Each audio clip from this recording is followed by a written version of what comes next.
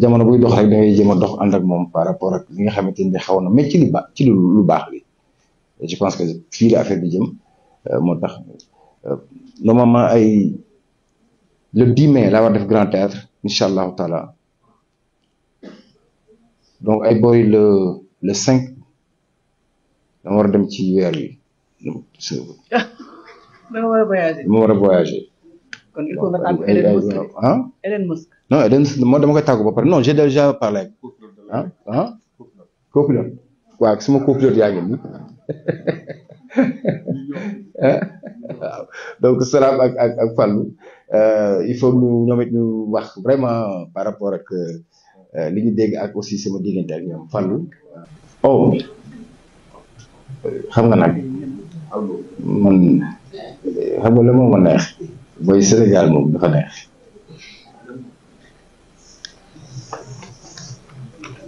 wala suñu doom la lu ko neex na wax loolu du problème mais gis nga Nder 2.0 dama nga déglu ko parce que am na importance trop par rapport ak fi ñu bëgg musique sénégalaise gën fa dem donc je pense qu'au jour d'aujourd'hui man je me vois très très mal di wax sax ci yenn yi samay rak lañu sama ay doom lañu donc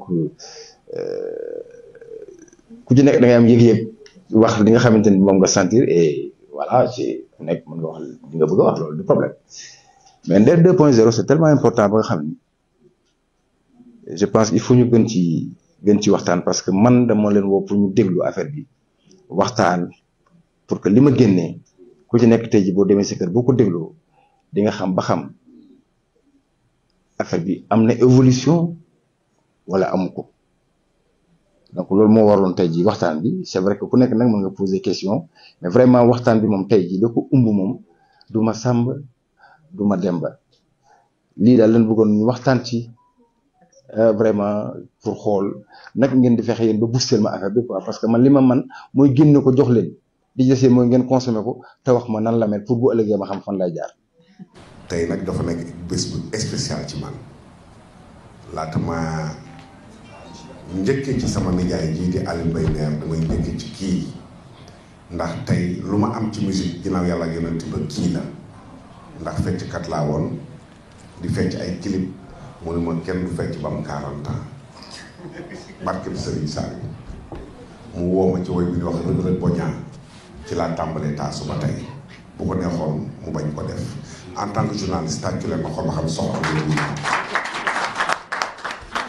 donc mu nekk nit ku baax nit ku généreux genn wàllu xale yi fi siiw ak paa yi ba ci man paa bi ci moom laa jógee yàlla moo tàqali ko teraanga Alioune Mbaye Nder nag dafa nekk ku spécial ci man benn ay mbokk lan jógandoo Tiwaawan ñaareel ba ni may loqatee ay talent noonu laa ko loqatee dem fekk ko ci benn ruq ñëw ba ci Lamine Faye ni ko gis naa woykat bu mag koo xam ni j'ai l'impression que Youssou Ndour la mu ne ma Youssou Ndour nga wax de man ko waaw parce que bu yéegee sur scène ni Youssou Ndour lay def làqatu ci benn place téye benn éviam téye serviette am ñëw woy bu ñëwee woy ba pare daw na mu ne ma nga ni lan mun ma kooku fu mu dëkk man ko Tiwaawan la jógee LT Dakar lay joué ba ni mu intégré Lemzo Jamono on a fait le monde entier dëkk bu nu mës a wàcc ci Europe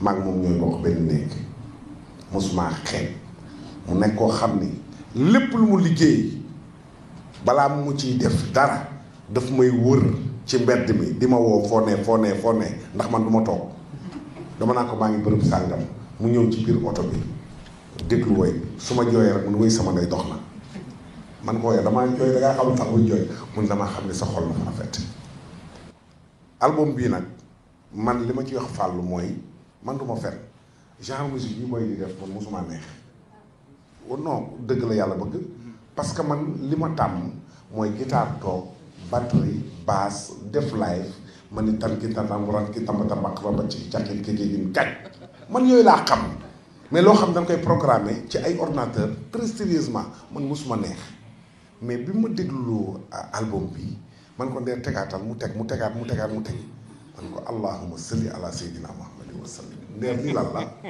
ma dem studio mu présenté ma booy yi keroog dama am chef de poule ba mënuma woy duo bi nga xam ne moom laa duo moom ci album bi ba pare fort bi Nder mosoon a am ma ko doon wax di ko Nder da nga am basse mais dafa mel ni bëggul sa basse mais album bi maanaam maturité intelligence bi nga xam ne moom la ciy woyee c'est extraordinaire mais nag c'est très normal parce qu'il a fait l'école loo jàngul mënoo ko tari ñun dañ doon ñëw teg ataaya bu ñu tegee ataaya ñi yor instrument moderne ñi def lu ñuy wax atelier bu ñu defee atelier ba pare ñoom ñu woo woykat yi def ak ñoom atelier section percussion doog a ñëw donc moom lii rek moo ko war a wax xale yi nga xam ne ñooy jeune talent yi dama leen di ñaan ñii yàlla nañ fi yàgg ñoom li leen war moom mooy teg ay albumu Nder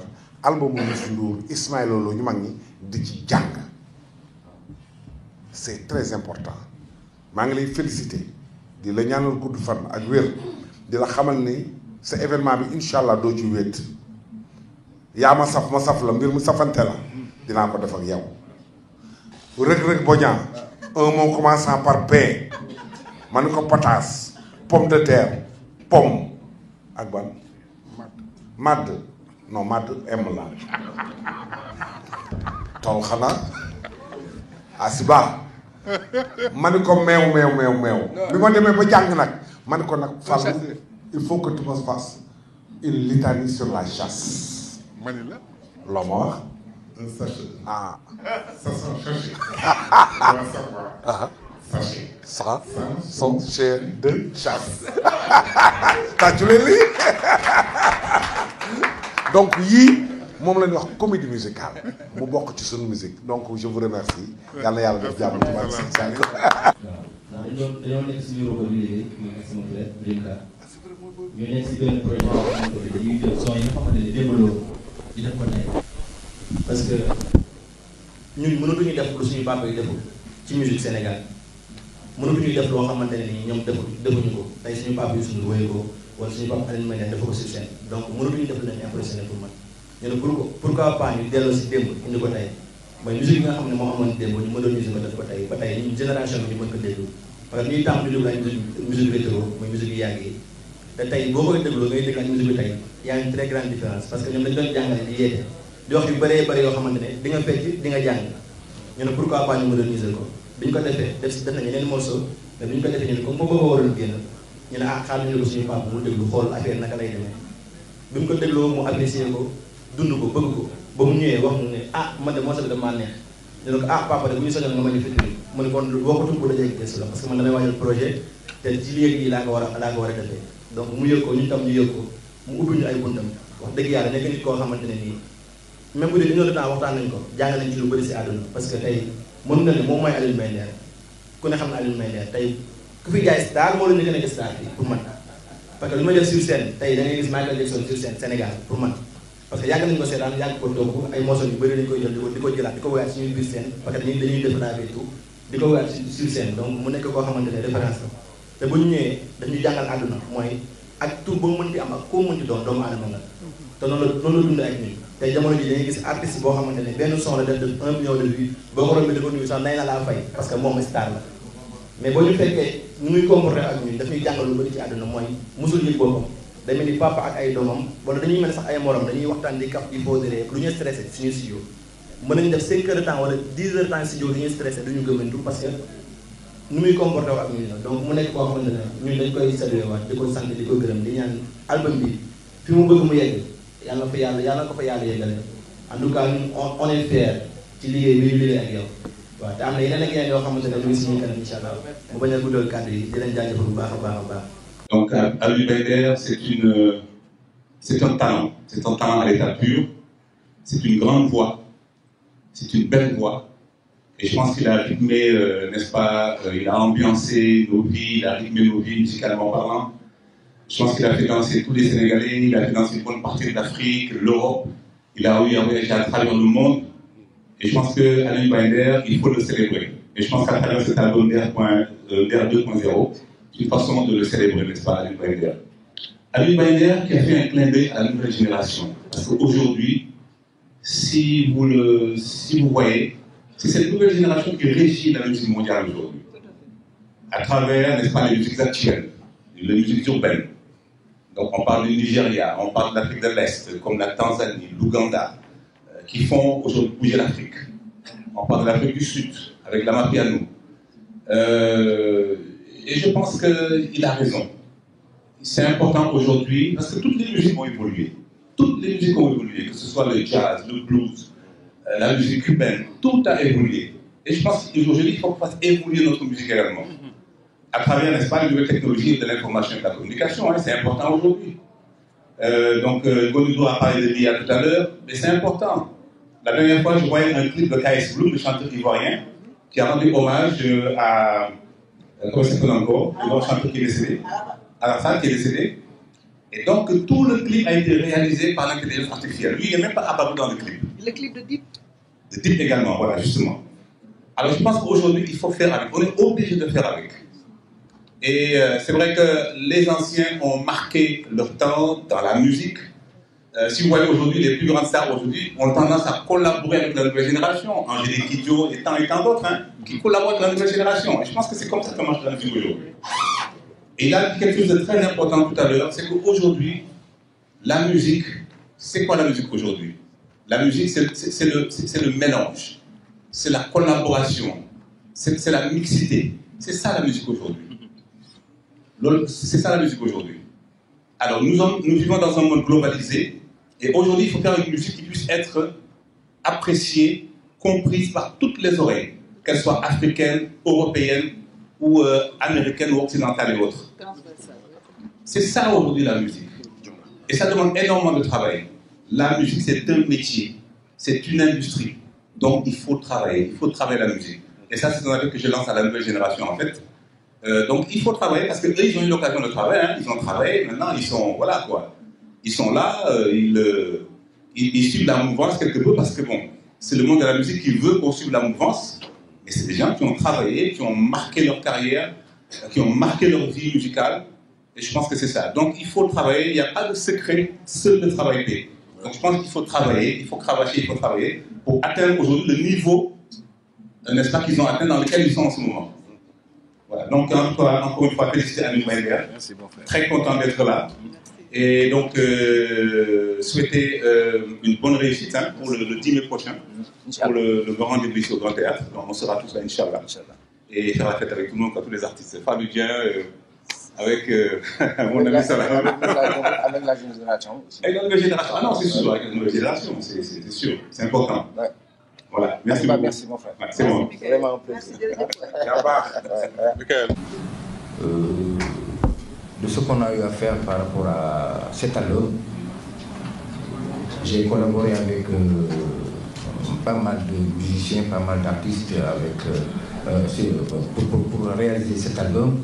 Donc, y compris Salam, Dip Doudigis, Rimka et Dundish, et aussi Damsen. Donc, on a eu à faire 6 titres pour l'album. Donc, l'album parle de pardon, de regret, de solidarité et d'amour et surtout de partage. Je pense que les Sénégalais vont bien apprécier ça parce que tout simplement c'est un souhait. On a travaillé ça durement pendant tout le mois de Ramadan et j'ai eu la chance aussi de collaborer avec ces jeunes-là qui ont apporté vraiment leur touche. Et c'est sorti aujourd'hui. Et en attendant de faire notre grande date ici, le Grand Théâtre, Inch'Allah, pour le 10 mai, j'ai vu tous les Sénégalais, non seulement à écouter l'album, mais à se préparer pour cet événement, Inch'Allah, du 10 mai prochain, ici au Grand Théâtre, à l'Humanitaire et ses amis. Merci beaucoup. Pour expliquer qu'aujourd'hui, bon, l'économie musicale doit changer. Donc depuis des années, maintenant, ça fait quoi? Ça fait 5 ans maintenant, ou 6 ans, que toutes les œuvres qui sortent, léegi ñëpp nand nañ ko léegi artistes yëpp nand nañ ko am nañu ko jëkk nand léegi ñëpp xam nañ ne que ne quand la musique sort aujourd'hui c'est disponible sur plateforme yëpp que ça soit sur Spotify que ça soit sur Apple Music que ça soit sur Amazon fépp la disponible parce que ba léegi benn tali la rek amul kii fii lay nekk fii tali bay Beyoncé di jaayee keneen ak keneen fa la Alioune Mbaye Nder mii ak artistes yi ngay gis ku ci gën a ndaw foofu lañ lay jaayee maintenant nag y a un travail qu'il faut de push qu'il faudrait faire effectivement derrière pour que l'album soit visible pour que les œuvres yi nga xam ne que ne def na ko ci album bi mu visible. leneen li ma ci bëggoon a yokk également c'est-à-dire moi je pense que aujourd'hui un artiste comme Nder su arrivé ba carrière am tollu fii je pense que il n'a rien à prouver concernant la musique sénégalaise. Donc j'ai entendu la question du jeune là qui parlait de musique internationale et musique peut-être qu'on peut dire musique locale. Parce que dans chaque pays il y a une musique bu nga xam ne ni que ne moo fa prédominer. mooy bu nga xam ne ni que ne moom mooy daw ci sunu deret yi c'est fibre la quoi bu nga xam ne mbalax bi moom la ñu comprendre moom la ñu mooñaale culturellement mun ñu ko dindi ci ñun. Donc tu ne peux pas être dans un pays où que cette musique-là, tu ne peux pas mënoo fexe ba nit yi duñ ko consommer. Maintenant cette musique elle est internationale. Moi je refuse qu'on me dise que le mbalax n'est pas international. Le mbalax est une musique internationale. Parce que quand on prend tous nos artistes qui sont ñi nga xam ne ñoo ci gën a feeñ depuis des générations, quand ils partent en tournée, ils mettent en avant la musique sénégalaise à travers leur tenue, à travers la musique, que ça soit le sabar, que ça soit le tama, que ça soit le marimba qui a été quand même, disons, fabriqué au Sénégal.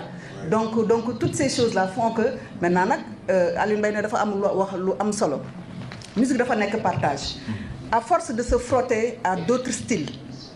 Da ngay gis sax beneen couleur musicale bu nga xam ne que ne dafay génn. Aujourd'hui il a chanté, il l'a dit sànq Salam wax na ko ne Nder daf koy wax tout le temps ne que ne yow xam nga ne booy way ci suuf moo ma daxal man la plupart des chansons yi may gën a touché moom mooy quand l'artiste bu wàccee baatam parce que foofu lay émotion bi di gën a bari. te man musique bu amul émotion man bëgguma ko. donc automatiquement quand j'ai écouté parce que moom il a l'habitude que quand bu ñëwee Prince Art buy déglu benn titre bu paree ak liggéey il me force tout le temps ni ma il faut que nga déglu pour demander sama appréciation xam nga parce que moi je suis pas du ma producteur de musique je veux dire toog comme Ibrahima Ndour nu muy def mais dama am oreille bu ma ne la baax na moom baax na de par expérience bon et je suis artiste. Je suis artiste, je suis née d'une famille artistique, je suis artiste. Donc aujourd'hui, avec cette expérience-là qu'il a eu à faire avec ces jeunes-là, moi je pense que c'est une expérience magnifique. Michael Souma wax na ko. Donc aujourd'hui, les plus grands artistes, ils ont fait, disons, des 50 ans de carrière, 40 ans de carrière. Ils collaborent avec les jeunes, la jeune génération. Et que beaucoup de collaboration, et la plupart du temps, beaucoup de daf lay toucher quoi. Parce qu'il y a deux mondes qui se rencontrent et ces deux mondes-là, vous nous rencontrez automatiquement, moi, le juste milieu, nous pouvons s'y retrouver. Donc je pense que c'est un album magnifique à consommer. Moi, je suis fan numéro 1, tout le monde le sait, depuis que je suis je fais partie des gens qui l'ont vraiment beaucoup consommé en boîte de nuit et tout ça. Donc c'est quelqu'un que j'aime beaucoup, musicalement c'est un artiste et Nder c'est un perfectionniste. Nder c'est quelqu'un bu nga xam ne ni que ni mënoo ko jël proposer ko benn affaire rek mu jël ko naan ko noonu. C'est ce qu'il expliquait tout à l'heure que ne bu paree studio après 12 heures de temps de travail bu demee day dégluwaat di yónnee ay suggestions les jeunes là c'est la vérité Nder même publicité boo ko defee mujj gi ñu bureau bu ñëwee dama naan xoolal billaay dimbali ñu baax na. Donc tellement que il tient à son image. mooy ñëw nga ne booy Nder a ngi ñëw. Nder a ngi ñëw te ngeen dee. Donc loolu lañ koy jëwee bureau ba donc vraiment c'est un perfectionniste, c'est un travailleur et que Nder dafa am fu mu jógee dafa am en fait il a dafa am lu mu traversé ku gëm yàlla la. Man au fait tout le temps dama koy jox comme exemple parce que lu ko daloon musicalement ku mu daloon saaritam la il a bossé. Nder ci niveau bi mu nekkoon bu njëkk ba foofu la toll léegi et même plus il est visible il vit de sa musique et il est respecté il continue d'être respecté ñëpp moo tax nawleem yi toog fi te gàccelul Sénégal. Voilà donc je tenais à mon frère à te donner pas par rapport à Prince Art mais je suis ta sœur je t'aime et je suis fans de toi numéro 1 merci.